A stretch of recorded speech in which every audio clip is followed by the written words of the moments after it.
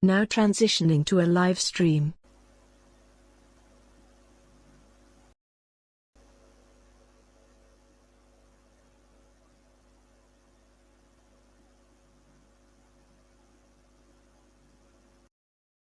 Hello, folks. Today is day 12 of 393 consecutive Sonic streams with the Attention Live software, because 2024 is going to be an incredible breakthrough, amazing year, and I want to document my existence day by day for posterity and, into the future, and for myself to justify my existence.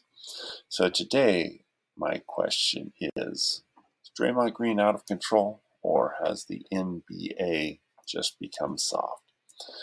Well, my short answer is both.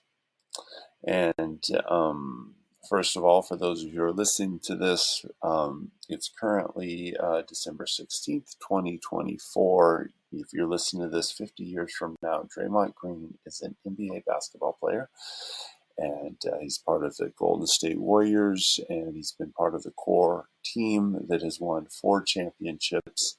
The most dominant team currently, the most recent dynasty.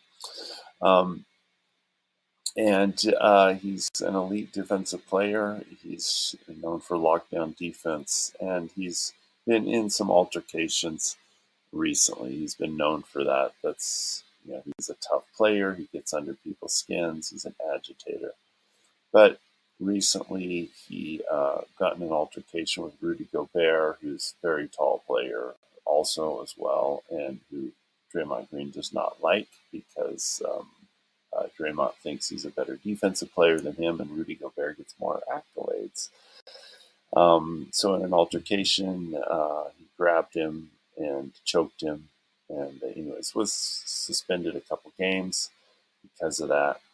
Then later he came back, and with another, I can't remember the guy, but another European big guy, bigger than him. He's certainly not picking on small guys.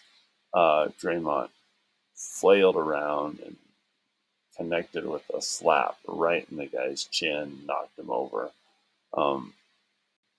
And now he has been suspended indefinitely. So, is the NBA soft, or is Draymond Green out of control? And I say, if you compare what he's doing to the way basketball was played in the 1990s, that was when, that was my era. That's when I was in college. He is, what he did would have been mild back in that era. There's just brutal plays you can watch, like when the Celtics are playing the Lakers, they clothesline Rambus, and it was, no one was suspended, or if they're suspended, it wasn't suspended for much. I don't think they were. Maybe someone was ejected from the game. It was just the way they played. It wasn't that big, it wasn't considered that big a deal. A similar way that even today, currently, you fight in a hockey game, and that's part of the game. They just let it happen. The Bulls, when they were playing the Pistons, the way they treated Michael Jordan, it was just much more physical, and they let hard fouls play. So, it is, to me, you hear commentators talk about how Draymond Green's out of control, and those same ones also say how the NBA has gone so soft. So there you go. But my perspective on it is it's a bit of both. Draymond Green does need to get help because he needs more discipline. Regardless of whether the NBA is soft or not, it is what it is, and he needs to, just accept that, so that he helps his team. He's got to focus all his energy to helping his team, not hurting it. And he's got to know where that line is and be self-aware and not out of control when he plays. So one of my favorite players of all time is Dennis Rodman, who is arguably the greatest rebounder ever. He was an incredible defender, great player. He was also known for his wild antics. So But comparing him to Draymond Green, I would say Dennis Rodman had more discipline. He was always self-aware, and I would say he never lost control. Like, he was pushing the boundaries, annoying people, and the refs didn't like him. The other teams certainly didn't like him. But it was intentional, and he would help his team incredibly. So Draymond Green, get more discipline. So I'm rooting for him. I'm a Warriors fan. I want to see him come back and lock it down and be able to play really tough, but not be out of control and help his team. So that's my take on Draymond Green. Today was a wonderful day. So, long day. I got up early, had a workout with my dear, I love these guys. Jaw Bennett from Bennett Fit, Jaw and his partner Jay, Olympic track athletes, and they are incredible trainers. I had this functional strength training class. Today was leg day, and just love it. 7 to 8 a.m. What a way to start a day. Then I got to head all the way up to Vacaville to Be Love Farm, which is a regenerative farm. I'll have to talk about that some other time. We had the Love Never Fails board retreat, the annual board retreat, and it's such an honor to be part of that organization. They're doing amazing work, and I love Vanessa and her team. Really impressed. If you're on the board, they report to you all the financials. They are a 501c3, so it's public. So, anyways, really impressed at how well they're tracking all that and locking that down, even as a small organization. They're small and growing. It's got very capable people, and the capable people are passionate about the mission. And I love Vanessa's style of leadership. She goes for it, collaborates, and attracts others, and knows how to pass the ball, and the people around her are truly amazing. Impressed with their fundraising team they're building, and eager to work with them as a board member. One of our responsibilities is to help make sure they get funded. So you want to help them do that. So I'm excited to do that, and just fired up at the impact they are making through all their different initiatives. Our stated goal, our mission, is to eliminate human trafficking. So that was wonderful. Also, I made, on the way I drove up there and back, so I made several phone calls. This is the month where 30% of all nonprofit giving happens in the month of December.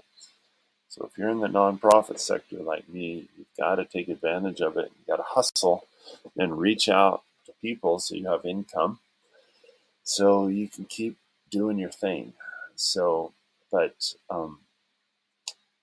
uh, I don't look at it as fundraising. That makes it very difficult, although it is what it is. Uh, what I prefer to view it as just building relationships, and I've seen that's what's successful is relationships, building relationships and valuing them. One of the things I had to learn as a person who chose this industry, a career missionary, is you've got to overcome yourself. You've got to get outside. You've got to be willing to ask. You can't be afraid to ask. But the key is to see fundraising not as a necessary evil, but as a flip side. We're into the nonprofit sector because we want to make impact. And we want to help, in the case of an organization like Love Never Fails, you want to help the most vulnerable, the victims, the widows, the orphans, those at risk. The flip side of that is to see your people who are partnering with you are also, they're part of the ministry, and the relationships are valuable. They're valuable. You're not better than them. They're not just giving you money. They're partnering with you, and to value the relationship more than the financial transaction. And I try to not think about the financial transaction.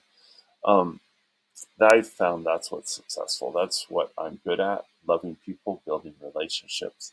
So it's just doing the due diligence to do that. Anyways, I made some calls, got to connect with old friends, talked to my Lester Simpson, my favorite coach of all time.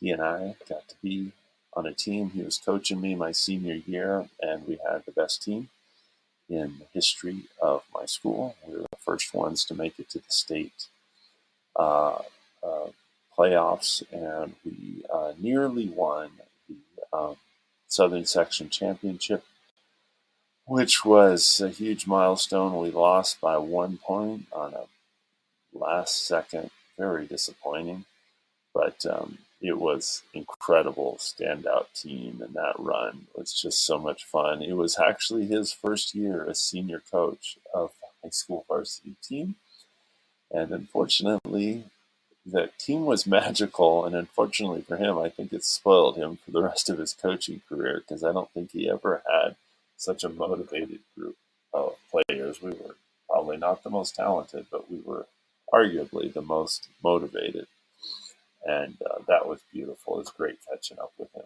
And his daughter's married one of my buddies, so it's interesting. So, as a recap of my day, it's late. I'm going to finish this, and I've been saying this. It's me, it's Ted.